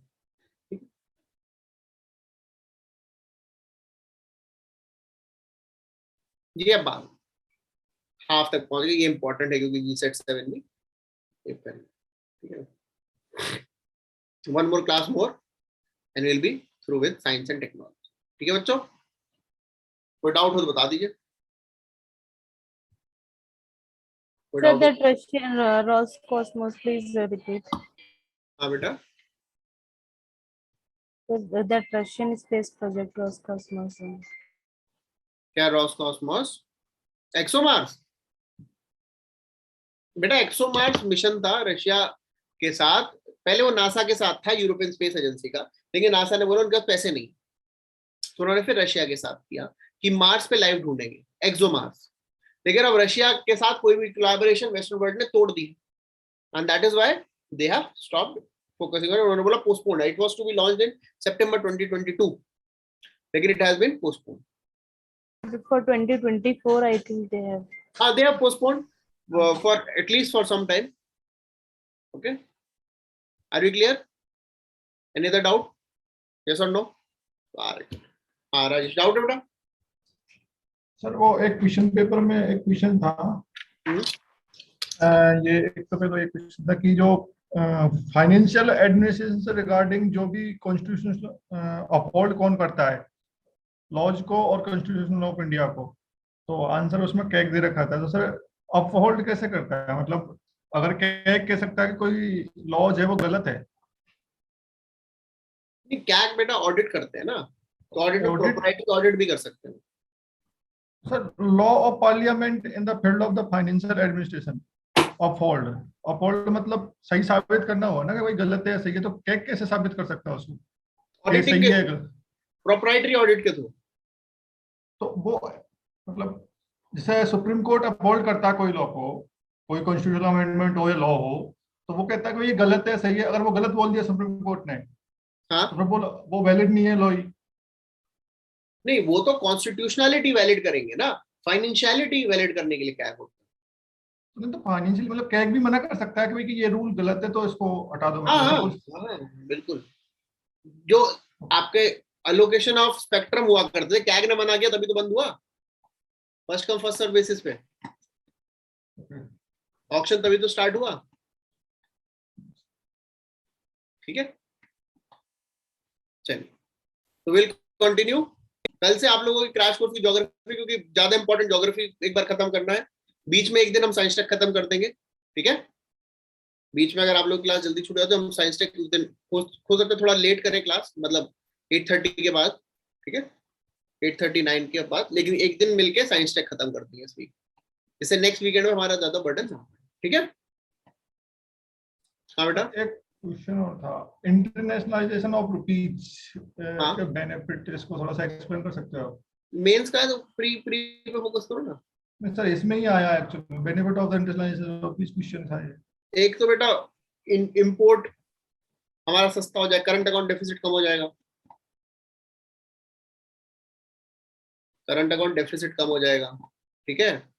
दूसरा, इंटरनलाइजेशन की वजह से हमारी करेंसी अप्रिशिएट हो जाएगी, करेंसी अप्रिशिएट होगी तो इन्फ्लेशन कम हो जाएगा, ठीक है। एप्रिशिएट होगी तो एक्सपोर्ट भी तो बढ़ जाएगा ना। लेकिन इंटरनेशनलाइजेशन है ना, ऐसी करेंसी में होगा ना, घटेगा क्यों, है ना। अगर आपको ईरान से कुछ करना है, ईरान को एक्सपोर्ट करना है, इंपोर्ट करना है, तो अपनी करेंसी को तो ज्यादा फायदा है, डॉलर को क्यों फायदा देना। हमारे फॉरेक्स रिजर्व रैशनलाइज हम लोग कर सकते हैं, अननेसेसरी जो हमें ग्रैब करके रखना है, जो $600 बिलियन हमारे पास है, अगर इंटरनेशनलाइजेशन और रुपये हो जाएगा तो उसको हम बेटर यूज कर सकते हैं, है ना। Any other doubt? नो, हाँ बोलो बोलो बोलो। सर जो स्ट्रेटेजिक इन्वेस्टमेंट है, तो सिर्फ इसमें मैनेज, इसने ऑप्शन दिया कि ट्रांसफर ऑफ मैनेजमेंट कंट्रोल, तो सर डिसइन्वेस्टमेंट का तो मतलब भी अभी होगा नहीं कि कोई उसकी जो नहीं कंपनी की प्रॉपर्टी। नहीं, स्ट्रैटेजिक वर्ड जुड़ गया ना उसके आगे, स्ट्रैटेजिक मतलब प्राइवेटाइजेशन, स्ट्रैटेजिक डिसइन्वेस्टमेंट मतलब लॉन्ग टर्म में आप अपना कंट्रोल छोड़ रहे हैं। तो प्रॉपर्टी भी तो सेल होगी ना उसमें। ये प्रॉपर्टी सेल नहीं, आपके 49% से नीचे शेयर आ जाते हैं। more than 50% पे भी सर। मतलब स्ट्रैटेजिक डिफरेंस मतलब तो गवर्नमेंट की शेयरिंग है 49% तक भी हो सकती है, उससे कम भी हो सकती है। It should not be more than 50% of the government share. That is the meaning of strategic disinvestment. मेरा क्वेश्चन ये कि अगर डिसइन्वेस्टमेंट हुआ किसी चीज में, तो वो स्ट्रेटेजिक हो या नॉर्मल इन्वेस्टमेंट हो, उसकी जो प्रॉपर्टी है वो सेल होगी या नहीं होगी, मतलब उसको डिसीजन करने की पावर ट्रांसफर हो जाती है। मैनेजमेंट चेंज होता है स्ट्रैटेजिक में, इन जनरल मैनेजमेंट भी नहीं चेंज होता। एलआईसी का आईपीओ लॉन्च हुआ, ठीक है। आईपीओ में का मेन क्या हुआ, पब्लिक शेयर होल्डिंग ले ली उन्होंने, ठीक है। शेयर्स जो है ओपन करे हैं, पीएसयू बना दिए एक तरीके से, ठीक है। गवर्नमेंट होली ओन्ड को पीएसयू बना दिए। अब कोई उसका मैनेजमेंट थोड़ी चेंज होगा। प्रॉपर्टी वॉपर्टी इसको सेल नहीं होती, बस जो शेयर होल्डर्स हैं वो चेंज होते हैं। डिसइन्वेस्टमेंट समझिए, डिसइन्वेस्टमेंट इज नॉट सेलिंग। जो एचपीसीएल की बात करते हैं हम, हाँ एचपीसीएल में उसने जो स्ट्रेटेजिक इन्वेस्टमेंट के अंडर ही आया, तो उसमें 49% से कम कर रहे हैं वो अपने शेयर्स को, तो वो मैनेजमेंट तो होगा ही होगा उसमें। अब वो मैनेजमेंट ही तो डिसाइड करेगा क्या रखना क्या नहीं रखना है, तो गवर्नमेंट के पास में पावर नहीं है ना। नहीं, गवर्नमेंट के पास पावर, टोटल पावर नहीं है, लेकिन गवर्नमेंट ने 49% स्टेक इसी बात पे रखे कि आप एचपीसीएल का नाम तो एचपीसीएल रखोगे, आप इसका काम पेट्रोलियम से तो रखोगे, ठीक है। और बेटा वो गवर्नमेंट है, ज्यादा कुछ करोगे तो गवर्नमेंट बेच सकता है तो खरीद भी सकता है। ये गवर्नमेंट है, प्राइवेटाइज कर सकते हैं तो नेशनलाइज भी कर सकता है ना। तो ये भी तो समझो, समझ गए? वेरी गुड, चलिए हाँ बताओ बताओ तो। इसमें दो आंसर है, एक transfer of majority of the share, हाँ एक है transfer of the management control, तो आंसर कौन सा होगा? मैनेजमेंट, मतलब उसमें इसमें आगे लिख रखा है transfer of majority of the share more than 50% to private sector. हाँ मैनेजमेंट कंट्रोल है ना स्ट्रैटेजिक में, क्योंकि मोर देन 50 आपने कर दिए। स्ट्रैटेजिक का मतलब किसी एक बड़े को दिया। अगर आपने मान लीजिए 100% शेयर थे, ठीक है, 80% भी दे दिए, लेकिन 80 अलग अलग लोगों को दिए, तो that will not be strategic disinvestment. किसी एक को ज्यादा दिए, समझे?